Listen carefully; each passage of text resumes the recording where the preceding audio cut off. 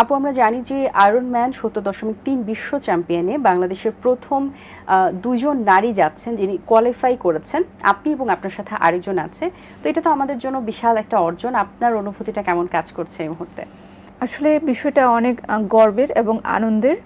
বাংলাদেশ থেকে নারী হিসেবে এখনো পর্যন্ত কোনো নারী বিশ্ব চ্যাম্পিয়নশিপ আয়রনম্যান 70.3 এবং ফুল আয়রনম্যানে এখনো খেলতে যাননি। কিন্তু এবার আমরা সেপ্টেম্বর মাসে ফ্রান্সের নিসে অনুষ্ঠিত হতে যাচ্ছে আয়রনম্যান 70.3 বিশ্ব চ্যাম্পিয়নশিপ। সেখানে আমি কোয়ালিফাই করেছি 40 থেকে 44 বয়স ক্যাটাগরি ভিত্তিক, এবং আরেকজন নারী অ্যাথলেট তিনিও যাচ্ছেন। কিন্তু বিশ্ব চ্যাম্পিয়নশিপে আমরা দুজনেই একবারই নতুন। আচ্ছা, এই যে এই অর্জন পর্যন্ত আসার আগের যে পূর্ব প্রস্তুতি ছিল সেটা তো নিশ্চয়ই সহজ ছিল না। সেই পূর্ব প্রস্তুতি আপনার জন্য কেমন ছিল? কতটা চ্যালেঞ্জিং সময় পার করেছেন আপনি? আমি এই যাত্রাটা শুরু করেছি গত বছরের জুলাই মাসে 10 তারিখ থেকে। আমার এই যাত্রায় আমার অসংখ্য চ্যালেঞ্জ ছিল, যেহেতু আমি full time government service holder এবং আমার দুটি কিডস আছে। এজন্য হচ্ছে আমার যাত্রাটা একটু কঠিন ছিল।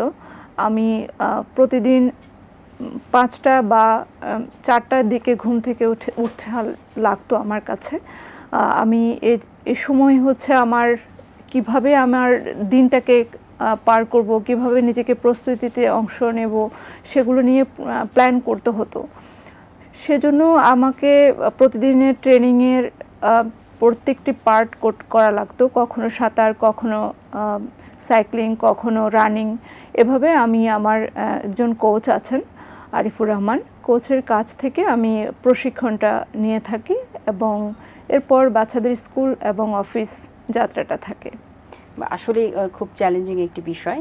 এবং যদি বলি যে সীতাকুণ্ডের সাগর পাড় থেকে শুরু করার আপনার সেই জার্নিটা, সেটা যে এখন পর্যন্ত পৌঁছেছে ফ্রান্সের নিস শহরে। তো এই যে পুরো জার্নিটা বাংলাদেশ থেকে ফ্রান্সের যে গন্তব্যতে পৌঁছানো, এবং একজন নারী হয়ে পরিবার সামলিয়ে সেই জায়গা থেকে নিজেকে বিল্ড আপ করে, নিজের মেন্টালকে আরও বেশি স্ট্রং করে, মেন্টালি নিজেকে আরও বেশি ক্যাপেবল রেখে, এই বিষয়গুলো একজন নারীর জন্য তো অবশ্যই চ্যালেঞ্জিং, যেটা আপনি বলছিলেন। পাশাপাশি কিন্তু নিজেকেও ঠিক রাখাটাও দরকার, পরিবারের পাশাপাশি নিজের টেক কেয়ার করাটা এবং প্র্যাকটিসের মধ্যে থাকা, সেই কাজগুলো আপনি কিভাবে করেছেন? সব কিছুর জন্য প্রয়োজন হচ্ছে লাইফস্টাইল।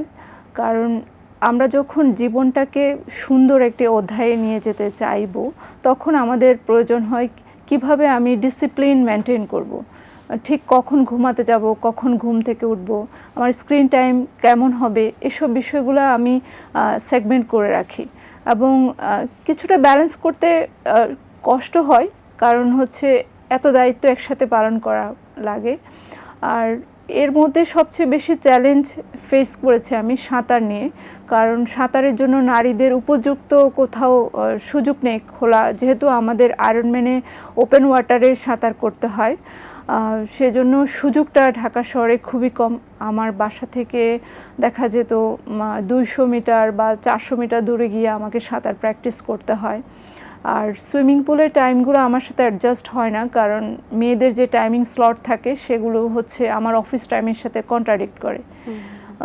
সাঁতার নিয়ে এই চ্যালেঞ্জটা আমি ফেস করি। আর সাইক্লিং নিয়েও চ্যালেঞ্জ হচ্ছে, আমার বাসা যেহেতু মগবাজারের কাছে, আমার 300 ফিটে গিয়ে সাইক্লিং করতে হয়। সেক্ষেত্রে রাস্তায় অনেক অটো রিক্সা থাকে, এসব সামলে, যানজট সামলে ওখানে যেতে হয় প্র্যাকটিসের জন্য।